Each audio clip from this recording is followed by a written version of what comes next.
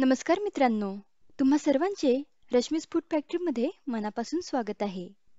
मित्रांनो, आज आपण अगदी कमी साहित्यात कुठलंही वाटण न बनवता एकदम मस्त, चमचमीत व झणझणीत अगदी सोप्या पद्धतीने बैंगन तुफानी ही भाजी बनवणार आहोत.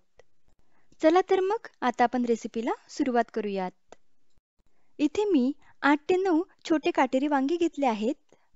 ह्या वांग्यांचे आधी सुरीने सर्व काटे काढून घ्यायचेत. व वांग्याच्या देठाचं वरचं टोक थोडंसं कापून घ्यायचं आणि वांग्याला एक उभी व एक आडवी चीर द्यायची व वांग आतमध्ये चेक करायचं. काही वेळेला वांगी आतमधून खराब पण असतात, त्यामुळे वांगी कापल्यानंतर आतमधून चेक करायची.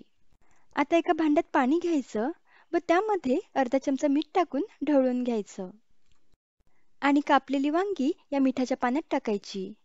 मिठाच्या पाण्यात वांगी टाकल्यामुळे ती काळी पडत नाहीत. इथे मी सर्व वांगी कापून मिठाच्या पाण्यात टाकले आहेत. आता कढईमध्ये 2 पळ्या तेल टाकायचं आणि तेल गरम होऊ द्यायचं. यामधीलच तेल आपण भाजीच्या फोडणीला वापरणार आहोत.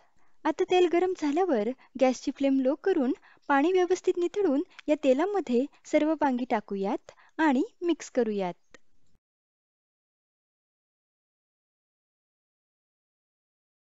मिक्स केल्यावर यामध्ये पाव चमचा हळद व पाव चमचा मीठ टाकून मिक्स करूयात आणि यावर झाकण ठेवून लो फ्लेमवर 3 ते 4 मिनिटे वांगी फ्राय करून घेऊयात. 2 मिनिटांनी एकदा मिक्स करूयात व परत झाकण ठेवूयात.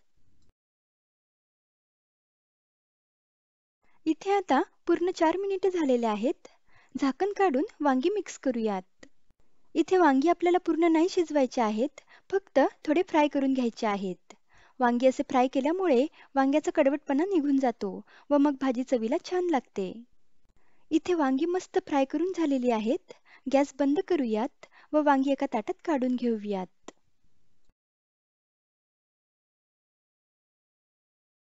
आता आपल्याला 1 वाटी भाजून घेतलेल्या शेंगदाण्याचा जाड बारीक कूट घ्यायचा आहे. या शेंगदाण्याच्या कुटामध्ये 1 चमचा लाल मिरची पावडर, पाव चमचा हळद, अर्धा चमचा गरम मसाला, अर्धा चमचा मीठ व थोडी बारीक चिरलेली कोथिंबीर टाकून सर्व जिन्नस व्यवस्थित एकजीव करून घेऊयात. लाल मिरची पावडर तुम्ही तुमच्या आवडीनुसार थोडी कमी अधिक करू शकता, पण ही भाजी थोडी झणझणीत असली की चवीला खूप छान लागते. सर्व जिन्नस व्यवस्थित मिक्स केल्यावर फ्राय केलेली वांगी घ्यायची व मी व्हिडिओमध्ये दाखवित आहे त्या पद्धतीने शेंगदाण्याचा कूट या वांग्यामध्ये भरून घ्यायचा. शेंगदाण्याचा कूट अगदी बारीक नाही करायचा, थोडा जाडच ठेवायचा. जाडसर शेंगदाण्याचा कूट खाताना दाताखाली आला की भाजी चवीला अप्रतिम लागते.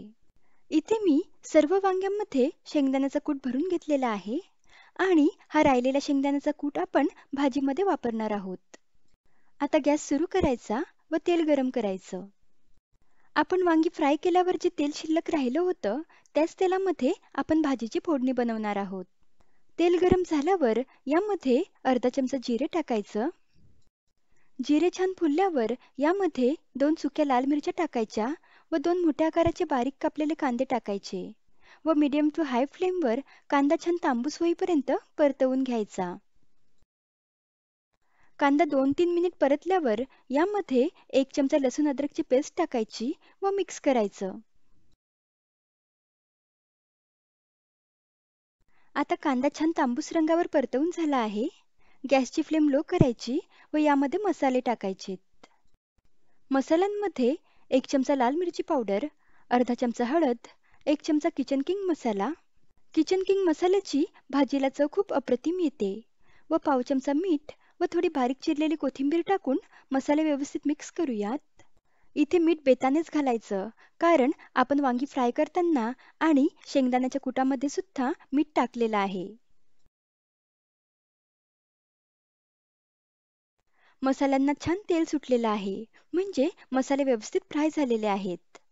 यामध्ये आता एक लहान आकाराचं बारीक कापलेलं टोमॅटो घालायचं आणि मिक्स करायचं.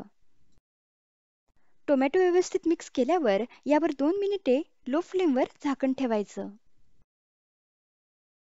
आता 2 मिनिटांनंतर पहा, टोमॅटो आणि मसाल्यांमधून छान तेल सुटलेलं आहे. हे सर्व मसाले एकदा मिक्स करूयात. व यामध्ये शेंगदाण्याचं कूट भरून घेतलेली सर्व वांगी टाकूयात व जे थोडं शेंगदाण्याचं कूट बाकी होतं ते सुद्धा यामध्ये टाकून वांगी मसाल्यांमध्ये व्यवस्थित मिक्स करून घेऊयात. अगदी सोप्या पद्धतीने कुठलंही वाटण न बनविता आज आपण ही वांग्याची भाजी बनवित आहोत. जर अचानक तुमच्याकडे पाहुणे आले तर झटपट तुम्ही ही बैंगन तुपाणी भाजी बनवू शकता. चवीला खूप अप्रतिम होते. वांगी व्यवस्थित मिक्स केल्यावर यामध्ये 1 ग्लास गरम पाणी टाकायचं व मिक्स करायचं. इथे मी 1 ग्लास पाणी वापरत आहे. तुम्ही पाणी कमी अधिक वापरू शकता. पण ही भाजी थोडी घट्टच खायला छान लागते. या भाजीमध्ये आता वरून 1 चमचा मटण मसाला टाकायचा व मिक्स करायचं. माझ्या घरामध्ये या भाजीचा इतका मस्त सुगंध दरवळत आहे की नुसती वासानेच ही भाजी खावीशी वाटत आहे. पण आपल्याला भाजी पूर्ण शिजू द्यायची आहे. त्यासाठी यावर झाकण ठेवून लो टू मीडियम फ्लेमवर वांगी पूर्ण शिजवून घेऊयात. आता जवळपास 4 ते 5 मिनिटांनी झाकण काढूयात. हे बघा, भाजीला मस्त तर्री आलेली आहे. भाजी एकदा मिक्स करूयात. आणि हे बघा, मी चमच्याने बघते वांग पूर्णपणे शिजले की नाही ते. वांगी पूर्णपणे शिजलेली आहेत.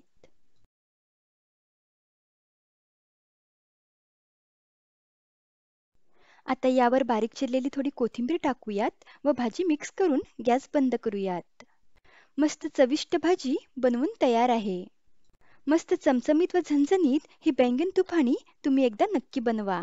आणि तुम्हाला ही रेसिपी कशी वाटली ते मला कमेंटमध्ये नक्की कळवा. लवकरच भेटूयात अशाच एका रुचकर रेसिपीसोबत. तोपर्यंत धन्यवाद.